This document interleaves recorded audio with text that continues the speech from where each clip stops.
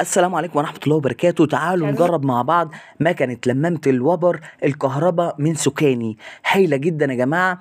دي المكنة الأصلية، بتيجي كده ومعاها الكفر بتاعها من البلاستيك، وبيبقى معاها وصلة الشاحن بتاعها، وبيبقى معاها راس إضافية. يعني أنت كده يعتبر شاري مكانتين مش مكنة واحدة. هنعرف إزاي كمان شوية. بتشيل الغطا كده اهوت. تعالوا نسمع صوتها. انا قلت يا جماعه لازم اجربها بنفسي عشان لما اقول لكم حلوه ابقى متاكد ان هي حلوه. ده الغطا اللي بيبقى ملموم فيه الوبر، وتعالوا نشوفوا كده زي ما انتم شايفين كده حته مليانه وبره. يعني الوبره كده فيها ما شاء الله. تعالوا كده نشوف مع بعض المكنه هتعمل ايه في الوبره دي. زي ما انتم شايفين كده حاجه زي السحر، كأن مفيش وبره نهائي. لان هو اتشال.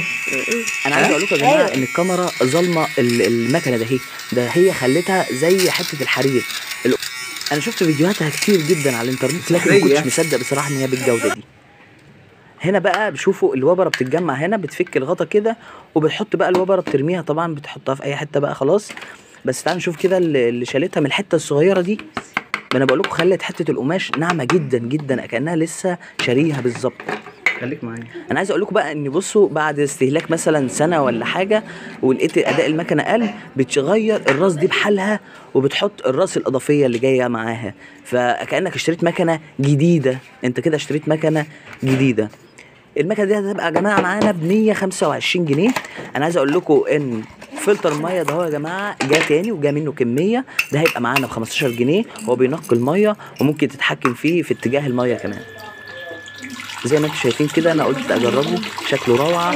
والحبيبات دي يا جماعه بتنقي فعلا الميه طعمها اتغير. زي ما قلت يا جماعه ده هيبقى معانا ب 15 جنيه، وهيبقى معانا شاشه الموبايل الكبيره جت تاني، هيبقى برده معانا ب 25 جنيه. واشوفكم على خير في فيديو جاي ان شاء الله.